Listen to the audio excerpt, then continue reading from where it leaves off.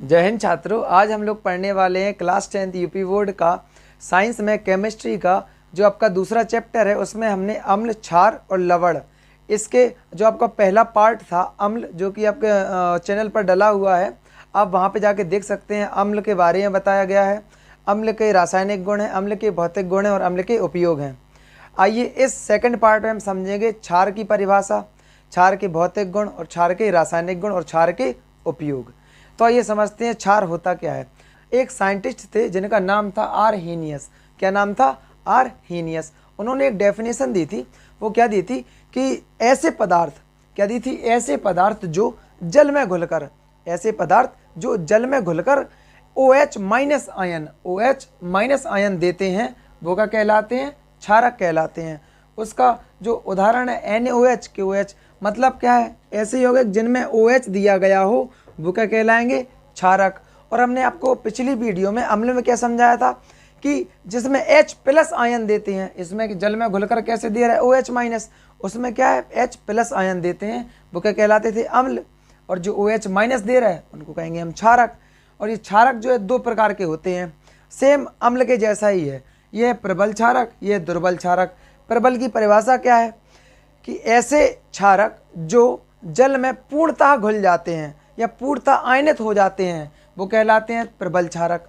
और दुर्बल क्षारक क्या होते हैं? जो आंशिक रूप से घुलते हैं, ऐसे पदार्थ जो जल में आंशिक रूप से आयनित होते हैं, वो कहलाते हैं दुर्बल क्षारक। आप इसकी डेफिनेशन अपने कॉपी रजिस्टर में जो कुछ भी आप लिए हैं उसमें नोट कर लीजिएगा, फालतू मत बैठिए। पता चला वीडियो देख रहे हैं, हमने आपको कई बार समझाया है कि पढ़ते समय रजिस्टर, पेन, कॉपी अपने साथ में रखिए। इसके एग्जाम्पल नोट कर लीजिए, NaOH, KOH, और दुर्बल क्षार का NH4OH और AlOH का होल थ्राइस और ETC। अब देखिए इसके भौतिक गुण, बहुत ही सिंपल भाषा में लिखा है, आपको पढ़ने में, याद करने में बहुत ही आसानी होगी। देखिए ये स्वाद में कड़वे होते हैं। ये कैसे होते हैं? स्वाद में कड़वे होते हैं।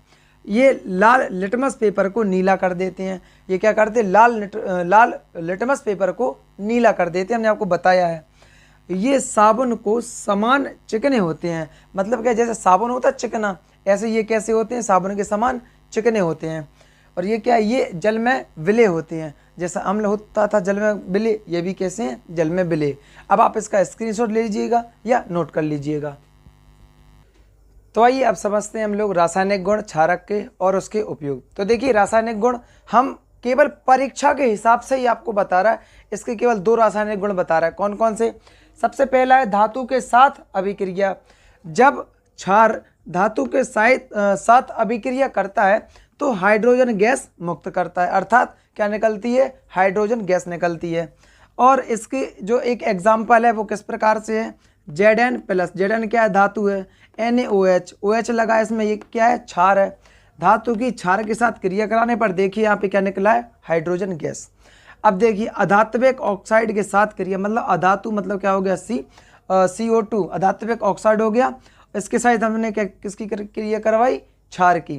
क्षार की क्रिया करवाने पर लवण तथा जल बनता है। हम अगले आपको जो टॉपिक पढ़ाने वाले वो है लवण, उसके बारे में बता देंगे।